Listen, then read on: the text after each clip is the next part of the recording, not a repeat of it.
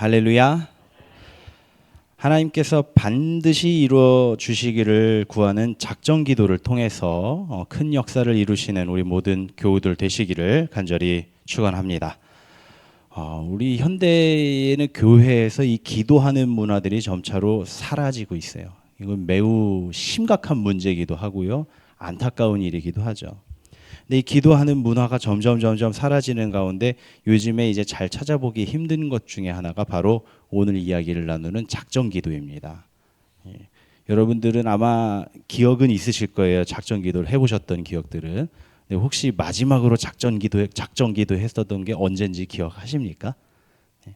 아마 그리고 요즘에 저 또래는 저보다 좀 젊은 층만 가더라도 작정 기도 해본 적 있습니까? 라고 물어보면 아마 없다고 대답할 겁니다. 그보다 조금 더 젊은 층에다 물어보면은 그게 뭐예요? 하겠죠. 이제 그게 뭐예요? 하겠죠. 매우 심각하고 안타까운 문제입니다. 근데 지금까지 우리 교회들에서 그나마 찾아볼 수 있는 이 작정 기도의 유형이라고 한다면은 그 사순절, 고난주간, 특별 새벽 기도회 요런 게 이제 작정 기도의 하나의 유형이라고 이야기를 할 수가 있죠. 그리고 또 이제 그 수능 100일 기도회 그런 것들 수능 100일 전부터 이제 계속해서 그 부모님들 수능 수험생을 둔 이제 부모님들이 모여서 같이 기도하는 그 수능 100일 기도회 같은 거 그런 것들이 이제 작정 기도에 이제 속한다고 볼 수가 있습니다. 즉 작정 기도라는 것은 무엇이냐면은 어떤 특정한 목적 아니면 어떤 특정한 기간을 정해놓고 하나님 앞에 서원해서 그 기간 동안을 집중적으로 기도하면서 하나님께 그 기간을 온전히 드리는 그 기도가 바로 작정 기도예요. 그래서 이렇게 작정 기도를 할 때는 전 교회적으로 때로는 개인적으로 방법은 매우 다양하게 있죠. 근데 중요한 거는 공통적인 그 사항은 뭐냐면은 목표를 가지고 일정 기간 동안에 온전히 집중해서 기도한다는 거. 그 목표를 위해서 기도한다라는 거. 이게 이제 작정 기도의 가장 핵심적인 방법입니다. 그래서 보통 이제 날짜를 정하는 경우들이 대부분이 있는데요. 솔직히 말해서 1일은 그냥 특별 기도라고 하지 작정 기도라고까지 하긴 좀 그렇죠. 예, 1일은 좀 그렇고 그래서 보통 이제 최소 한 3일 정도부터 시작을 합니다. 3일 기도, 그 다음에 7일 기도, 그리고 거기서 조금 더 이제 기도한다라고 하면은 21일 다니엘 기도 있죠. 21일 기도. 그 다음에 거기서 나는 조금 더 이 문제에 대해서 조금 더 심각하게 하나님께 매달리고 싶습니다 하면은 40일 주님의 기도. 그리고 이제 100일 기도도 있잖아요. 100일 기도 같은 경우는요, 사실 성경에 근거한 건 아니고요. 그건 우리나라 민속부터 전통으로 내려오는 기도 방법이에요. 100일 치성 드리는 거. 그래서 100일 동안 이제 하나님께 우리도 기도를 드리면서 정성을 드리는 그런 기도 문화가 있었고요. 그 외에는 이제 날짜를 정하는 것보다는 목표를 정해서 무기한, 목표가 달성될 때까지 무기한으로 이제 집중해서 기도하는 그런 기도도 있는데 그런 기도를 이제 다윗의 기도라고 합니다. 그 다윗의 기도는 어디서 유래된 건가 하니 밧세바와의 그 관계에서 첫 번째 나온 아들을 하나님께서 치셨죠. 그래서 하나님께서 그 아이를 치시던 그 날부터 다윗은 무기한 금식 기도에 들어갑니다. 성전의 제단 앞에 무릎 꿇고 움직이지도 않아요. 잠도 자지 않고 먹지도 않아요. 그 앞에서 기도하는 거예요. 근데 그 아이가 오래 가지 못했죠. 결국은 하나님께서 그 아이는 그 치기로 이미 예정을 하셨기 때문에 그래서 그 아이의 목숨 하나님께서 거두신 그 날에 다윗이 딱 일어났죠. 자기가 목표로 하던 바는 이미 종결이 났기 때문에 그래서 그 일에 대해서 이제 신하들이 이상하게 생각하니까 대답했죠. 내가 이걸 위해서 기도했는데 하나님께서 그렇게 결론을 내리셨으니 이제는 돌이킬 수 없다. 그러면은 내가 굳이 더 금식하면서 괴로워할 필요는 없다. 그렇게 하면서 이제 슬픔을 털어냈던 그런 모습을 우리가 찾아볼 수가 있습니다. 이제 이런 것들이 이제 작정 기도의 이제 유형들이라고 볼 수가 있죠. 그래서 이렇게 작정 기도를 드리는 것은 성도가 하나님과의 관계를 더욱 견고하게 만드는 하나의 방법입니다. 또 하나님의 뜻을 움직이는 강력한 기도의 방법이기도 하고요. 또 반대로 하나님께서는 이렇게 확정하셨구나라는 것을 깨닫게 되는 아주 요긴한 수단이기도 합니다. 그래서 이런 모습, 이런 기도, 이렇게 작정하는 모습을 어디서 성경에서 또 찾아볼 수 있을까 유형을 찾아보면 가장 유사한 게 오늘 본문에서 우리가 읽은 나실인의 모습과 가장 유사하다고 볼 수가 있습니다. 오늘 본문에서는 나실인의 규정에 대해서 이제 하나님께서 정해 주신 그 민수기의 말씀입니다. 그래서 그 내용을 정리하면은 나실인은 다음과 같은 특징을 가지고 있습니다. 첫 번째로는 나실인은 누구냐면은 일반인 중에서 자원한 사람이에요. 애초에 특별하게 그 처음부터 특별한 신분이었던 레위나 제사장들은 아니에요. 그 사람들은 이제 그냥 나실인인 거고, 일반인 중에서 자기 스스로 하나님께 자원한 자, 특별한 서원을 위해서 자원한 자들이 나실인이 됩니다. 그리고 그 나실인들은 특정한 기간, 요즘 우리 방식대로 하자면 특별한 목표를 정하고 서원을 시작을 해요. 그래서 그 기간 동안은 특별한 규정으로 자기의 삶을 구별합니다. 그리고 기간이 만료된 서약이 하나님과의 약속된 시간이 만료될 때에는 성대한 제사를 드림으로써 하나님과 사람 앞에서 기쁨을 나누는, 그렇게 해서 이제 서원을 완료하는 그러한 모습들이 나실인의 특징이라고 볼 수가 있습니다. 이 성경에서 일반인들이 왜 나실인으로 스스로 자원하는지 그 이유에 대한 이야기들은 사실 기록이 안 나와 있어요. 근데 우리가 당시의 사회 문화적인 그 모습들을 통해서 살펴보고 유추해 보면은 어떤 경우들이 있냐면, 첫 번째로는 개인의 신앙생활을 위해서 내가 하나님 앞에 더 온전히 헌신하고 싶으니까 그래서 서원해서, 그런 경우에는 이제 그 서원의 목표가 자기 자신의 신앙이죠. 그런 목표를 위해서 서원하고 하나님 앞에 나실인이 되는 그런 경우들이 있었고요. 또 나실인이 되는 경우가 좀 어떤 경우들도 있었냐면은, 나실인으로 이제 하면은 몸이 탁 외모부터가 티가 난다고 그랬었죠. 우리 목사님께서도 말씀으로 이미 가르쳐 주셨으니까. 일단 첫 번째로 머리를 밀어요. 그리고 조금 기간이 지나면 머리가 이제 장발이 돼요. 길어가지고. 그렇게 되면 이제 나실인은 벌써 외모부터가 티가 나잖아요. 반짝반짝 빛나든지, 남자인데도 이렇게 장발이 되든지 그런 특징이 나잖아요. 그러면은 그 나실인들은 일반 사람들 중에서도 굉장히 존경받았어요. 야, 저 사람은 대단한 사역을 감당하고 있구나. 그리고 존경받았어요. 그런 것들을 위해서도 이제 나실인이 됐을 수도 있고요. 그리고 또 하나 생각해 볼 수 있는 건, 특별한 기도의 제목이 있기 때문에, 하나님 앞에서 반드시 이루어 주셨으면 하는 기도의 제목이 있기 때문에 그 기도 제목을 놓고 하나님 앞에 서원해서 나실인이 되는 경우들을 찾아볼 수가 있을 겁니다. 그 예시가 어떤 거냐면은 바울이 2차 전도 여행 중에서 나실인의 서약을 했었던 그 이야기예요.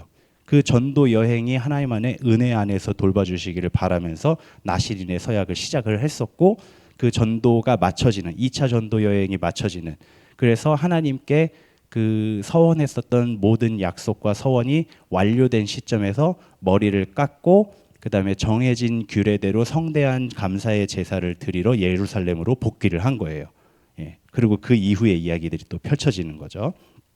그런 모습들을 보면서 나실인은 이렇게 했기 때문에 나실인의 서약을 했었던 거구나라고 찾아볼 수가 있습니다. 자, 여기에서 우리가 주목해야 되는 나실인의 첫 번째 특징은 바로 하나님 앞에 작정하고 서원을 시작했다라는 거예요. 민수기 6장 2절 말씀을 다시 한번 보면요. 이스라엘 자손에게 전하여 그들에게 이르라, 남자나 여자가 특별한 서원, 곧 나실인의 서원을 하고자 하고 자기 몸을 구별하여 여호와께 드리려고 하면, 여기서 특별한 서원이라는 것은 결국은 뭐냐면은 하나님과의 어떤 특별한 계약을 원한다는 거예요. 하나님과의 약속을 원한다는 거예요. 그런 뜻입니다.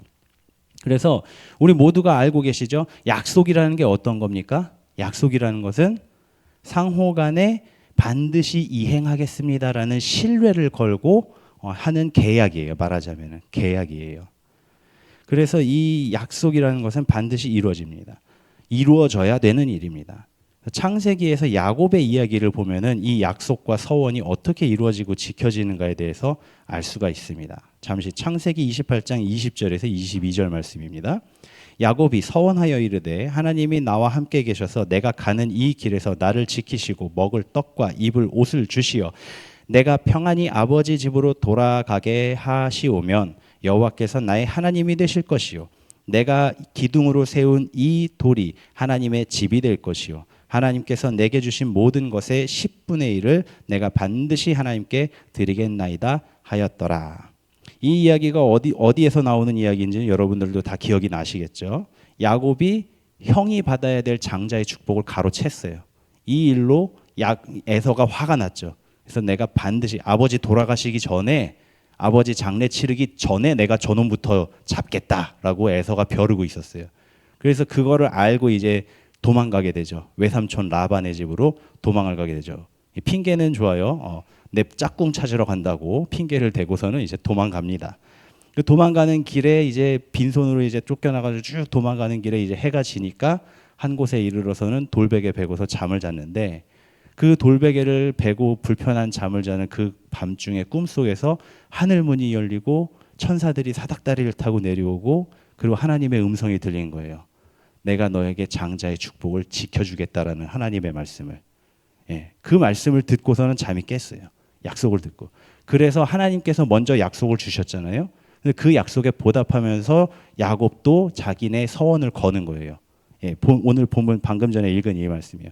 나를 지키셔서 무사히 내가 돌아오게끔 하시면 거기까지 나를 지켜주신다면 11조를 하나님께 드리고 하나님을 내가 나의 하나님으로 섬기겠습니다. 우리 할아버지의 하나님, 아버지의 하나님이 아니라 나의 하나님으로 섬기겠습니다라고 이제 서원을 한 것이죠. 자, 그래서 이 약속을 하나님께서 계약이 체결이 됐어요. 이 서원이 체결이 됐어요. 그래서 하나님께서는 야곱이 바다나란에서 피난 생활하는 모든 날 동안에 야곱을 지키셨습니다. 야곱이 계획하는 모든 일들이 성사되도록 하나님께서 다 인도하셨어요.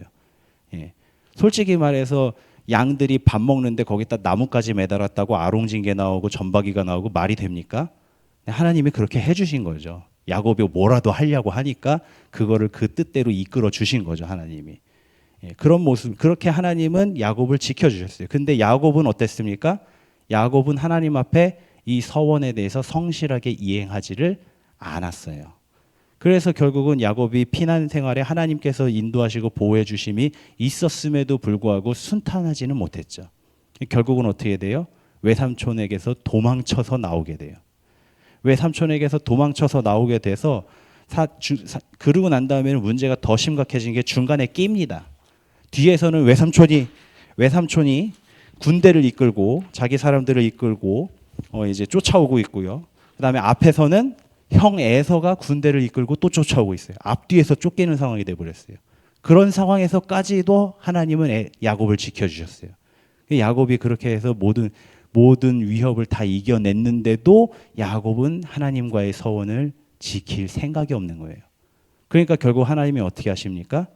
그 야곱의 딸 딥나의 추행 사건과 세겜 학살 사건을 통해서 약속을 지키도록 강제로 이끌어 가시잖아요. 하나님이. 너 약속 지켜 해가지고 강제로 끌고 가시잖아요. 그래서 바로 이겁니다.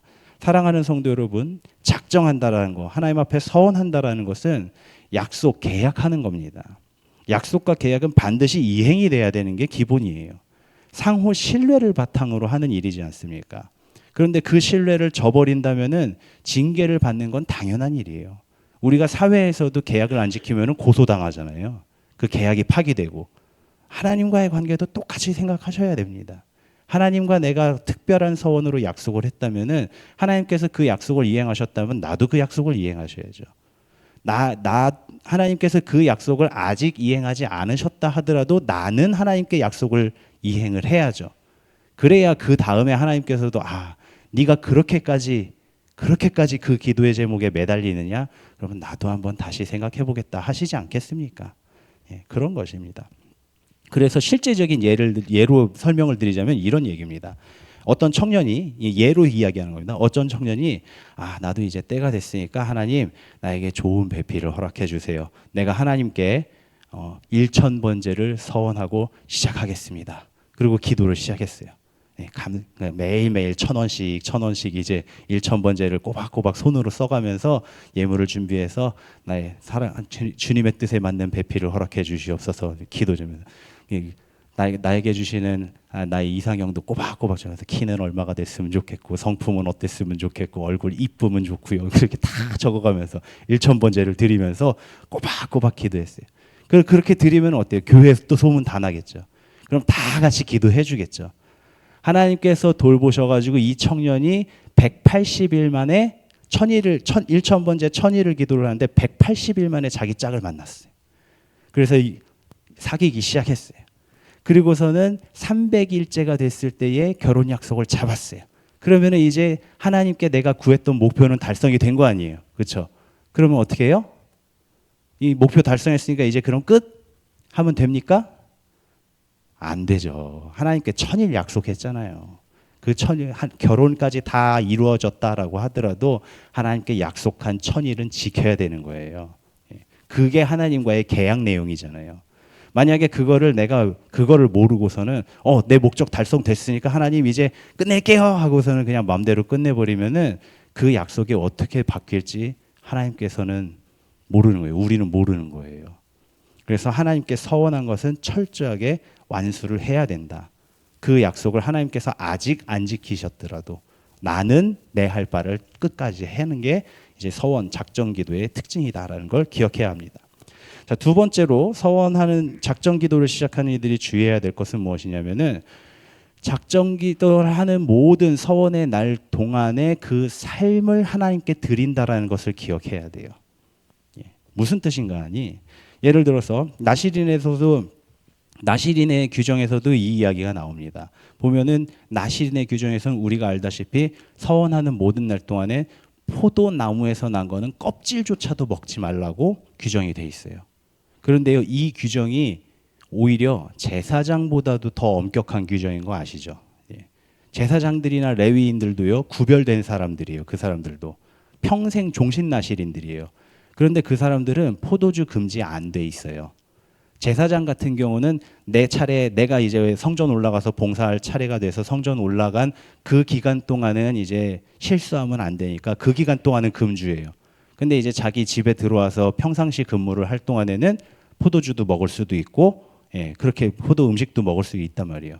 그런데 나시리는 그 서원한 날짜가 몇 날 며칠이 되든 몇 년이 되든지 일절 금지입니다. 포도주가. 포도 음식이. 그러니까 오히려 제사장보다도 더 엄격한 규정을 지키면서 자기의 삶을 구별하는 거예요. 그 동안에. 마찬가지입니다. 하나님께 특별히 간구하는 기도 제목이 있어서 내가 하나님께 작정하고 하나님께 약속을 구하면서 기도를 하고 있는데, 예를 들어서 새벽 기도를 그렇게 한다고 쳤을 때 새벽에 나가 피곤한 과정에도 내가 하나님께 간절한 마음이 있지 그래서 나와서 새벽에 기도해요. 그리고 집에 들어가서 저녁에는 나가서 먹고 친구들 만나고 유흥을 챙기고 그러면서 산다면은 어떨까요? 또 새벽에 또 와가지고서는 그래도 새벽은 가야지 그래서 내가 작정해서 새벽 예배 드리고 또 오후에 집에 와서는 또 짜증내고 화내고 난리를 치고 다 뒤집어 엎고 그러면은 어떨까요? 그렇게 한다면은 하나님께 약속은 지켰어요. 하나님과의 계약한 내용의 그 약속은 지켰어요. 근데 하나님께서 그 사람을 과연 기쁘게 보실까요? 그리고 그 사람이 서원해서 받은 그 모든 기도의 제목들이나 그런 것들이 그 사람을 지켜보고 있는 다른 사람들에게는 영광과 은혜가 될까요? 그런 것들은 우리가 생각해 봐야 된다는 것이죠. 그래서 서원한 모든 날 동안에는 우리 하나님 앞에 나의 삶을 온전히 드리는 거예요. 그래서 작정 기도가 그래서 금식 기도랑 거의 같이 가는 거예요. 그래서 그런 것들을 우리가 기억해야 합니다. 자, 빠르게 넘어갑니다. 마지막 세 번째로 작정 기도자들이 주의해야 할 세 번째는 무엇인가? 그 모든 서원을 완료하는 날에 하나님께 감사 예물을 드린다라는 게 이제 서원 그 작정 기도의 마지막입니다. 주의해야 할 사항 마지막. 안타까운 문제 중에 하나인데요. 요즘 신앙생활 하시는 분들은 예물을 드리는 거에 있어서 굉장히 이게 좀 약해요. 많이 약해요. 근데 오늘 본문에서 이제 나시린의 규정인데 그 읽지는 않았습니다만은 나시린의 규정 중에서 나시린이 서약을 완료하는 날에 어떻게 해야 되는가 규정도 있어요. 근데 그 규정의 내용을 보면은요. 제사를 하나님께 드리는데 어떤 제사보다도 성대한 제사를 드려요. 예. 나실인의 서약을 완료하는 날에 하나님께 드려야 되는, 한 번에 드려야 되는 제사가 번제, 화목제, 속죄제, 속건제, 소제를 같이 드려야 돼요. 한꺼번에. 일반적인 경우에서는 일반 사람이 이렇게 크게 제사를 드리는 경우가 없어요. 그런데 서원을 완료하는 날에는 그렇게 성대하게 제사를 드려야 돼요. 이렇게 하는 것은 무엇입니까? 그 의미는 간단합니다. 하나님께 나의 서원을 다 갚았고, 이제는 나의 그 기도의 제목에 대해서, 나의 삶에 대해서 하나님께서 보답하시는 것에 대해서 감사하는 의미로 최선의 것을 드리는 거예요.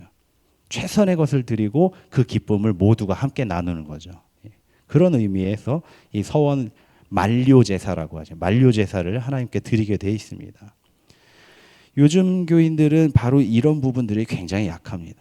특히 이런 부분, 헌금 드리는 부분뿐만이 아니라요, 아예 누군가가 호의를 베푼 거에 대해서 감사하면서 보답하는 것 자체가 요즘 사람들은 좀 없어요. 그 요즘 사람들 MG하다 얘기하는 게 사실 그거잖아요. 호의를 베풀면은 호의로 받고 감사한 줄 알아야 되는데 그걸 당연한 줄 알아버린다는 거. 그게 문제가 되는 거죠. 그래서 호의를 베풀면은 오히려 더 좋아하는 게, 그게 문제가 되는 거죠. 맞습니다. 그래서 이 예물을 드리는 일에 대해서 이렇게 인색해지고 섭섭해지고 하면은요, 결국은 이게 자기 개인적인 신앙생활에도 문제가 될 수밖에 없다라는 것을 우리는 기억해야 합니다. 주님께서 영원한 희생양이 되셔서 우리는 더 이상 희생 제물을 드리지 않습니다. 근데 그렇다고 해서 그러면 우리가 하나님께 드리는 건 아무것도 필요가 없는가? 그렇게 따지자면은 사실 이건 인간적인 도리 수준에서도 봐도 그건 아니라고 알 수가 있겠죠. 이에 대해서 사도 바울은 이렇게 얘기합니다. 하나님을 알되 하나님을 영화롭게도 아니하며 감사하지도 아니하고 오히려 그 생각이 허망하여지며 미련한 마음이 어두워졌나니 스스로 지혜 있다 하나 어리석게 되어 썩어지지 아니하는 하나님의 영광을 썩어질 사람과 새와 짐승과 기어다니는 동물의 모양의 우상으로 바꾸었느니라. 로마서의 말씀이죠. 로마인들은 당시 최고의 문화인들이고 지식인들이었어요. 가장 수준이 높은 사람들이었어요. 근데 그 로마인들 중에서도 예수 그리스도를 주님으로 인정하고 개종한 사람들에게 편지를 보낸 내용이, 첫 번째 내용이 이 내용이에요. 칭찬하는 내용도 물론 인사말도 시작이 되지만은 지적부터 시작하는 거예요. 너네들 그리스도인으로 개종했다고 하는데 너네 삶에 개종된 내용이 뭐가 있냐라고 지적을 하는 거예요. 니들 삶이 뭐가 바뀌었냐라고 지적을 하고 있는 것이죠. 그러면서 결국은 그렇게 한다면은 종교만 기독교로 개종을 했을 뿐이지 삶의 변화를 추구하지 않는다면은 결국은 구원에 이르는 믿음을 가지고서도 그 믿음으로 구원을 이루지 못하는 결과에 이를 수 있다라는 것을 바울은 경고하고 있는 것입니다.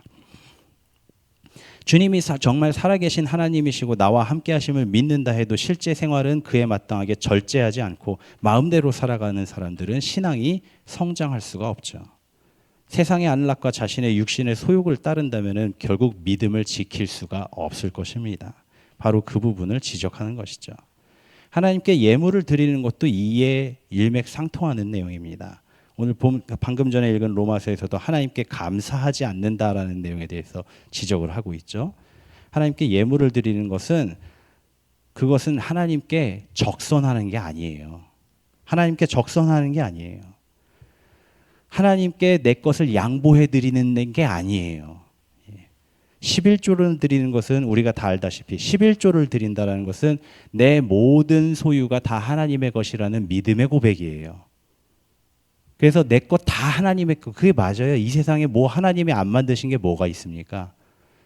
뭐 한 달 동안 내가 열심히 일해서 벌은 내 돈인 것 같습니까? 하나님께서 허락지 않으시면은 10원 한 푼도 못 벌어요. 그게 현실이에요.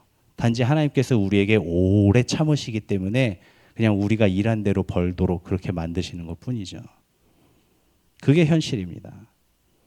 그리고 하나님께 감사 예물을 드리는 것은 하나님께서 나에게 주신 어떤 은혜와 사랑 때문에 감사하는 마음을 표현하는 거예요. 절기 헌금들 있죠. 절기 헌금들은 절기에 맞는 그 각각의 내용들이 있습니다. 보통 감사 헌금으로 통일되기는 합니다만은 그런 내용들이 다 있죠. 절기 헌금들. 그리고 또 뭐 있습니까? 목적 헌금들, 건축 헌금, 장학 헌금, 선교 헌금, 그 외에 기타 등등, 예를 들어서 무슨 피아노를 헌물하겠습니다 하면서 드리는 헌금이라든지 그런 것들이 있죠. 목적 헌금. 이런 것들은 내가 교회를 위해서 헌신하기는 마음으로, 하나님의 나라와 그 영광을 위해서 내가 헌신하는 마음으로 드리는 헌금이에요. 이런 헌금들은 내 거를 하나님께 드린다가 아니라 하나님께서 나에게 주신 것 중에 마땅히 해야 할 바를 한다라는 개념으로 나아가야 돼요. 그렇지 않으면은 헌금이 아까워지는 거예요, 자꾸.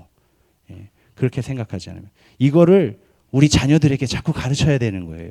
우리 모든 건 다 하나님 거다. 하나님께서 허락지 않으시면은 일절 없다. 국물도 없다. 우린 그걸 두려워하고 늘 감사하면서 해야 된다라는 걸 가르쳐야 되는 거예요. 그래서 서원을 마치는 날에는 하나님께서 서원하면서 간구하면서 기도했던 것을 하나님께서 아직 이루어 주시지 않았을지라도 내가 모든 서원, 하나님 앞에 내가 약속했던 모든 것을 다 완료했으면은 그 다음에는 하나님께서 그것을 언젠가 이루어 주신다는 걸 믿는 마음으로 성대하게 감사한 마음을 하나님께 표현하는 거예요. 네, 내가 구했던 모든 것들이 다 이루어질 줄을 믿으며, 그것이 이제 서원을 마치는 날에 감사 예물을 드리는 그런 것입니다. 은혜를 받았으면 감사를 표현하는 게 마땅한 도리인 것이죠. 사랑하는 성도 여러분, 반드시 이루고자 하는 뜻이 있다면 하나님 앞에 작정하고 기도를 시작하시기 바랍니다. 그리고 하나님 앞에 서원하고 작정하였다면 그것을 반드시 지키시기 바랍니다. 그 서원을 하는 모든 날 동안에 하나님께서 나를 특별히 주목하시도록, 하나님께서 나를 특별히 불쌍히 여기시도록 나의 모든 삶을 절제하며 하나님 앞에 드리시기 바랍니다. 그렇게 하시고 서원을 마치는 날에 하나님께서 이루어 주심을 감사하며 하나님 앞에 예물을 드리시기 바랍니다. 이렇게 우리의 모든 서원을 갚으면요, 하나님께서는 반드시 우리가 구한 것보다 더 주십니다. 반드시 더 이루어 주실 것입니다. 우리가 지금 이제 여러 가지 나실인의 기도를 하고 있습니다만 또 특별히 얼마 안 남은 기간 동안에 작정하고 기도해야 할 제목이 있잖아요. 작정하고 기도해야 할 제목이 있잖아요. 그걸 위해서 함께 기도해 주시기 바랍니다. 그래서 그렇게 할 때에 하나님께서 나의 기도에 응답해 주시고 나의 삶을 통해서 하나님의 살아계심이 증거가 되고 이 선순환이 반복되면 내 믿음은 더욱 깊어지고, 하나님은 진짜 기도하면 응답하셔. 그게 더욱더 깊어지고 내 주변에 있는 사람들은 진짜 하나님이 살아계시나 보다. 이거를 확신하게 되고, 이 믿음의 선순환이 반복되면서 하나님의 선한 사역이 우리 가운데 일어나기를 주님의 이름으로 간절히 축원합니다.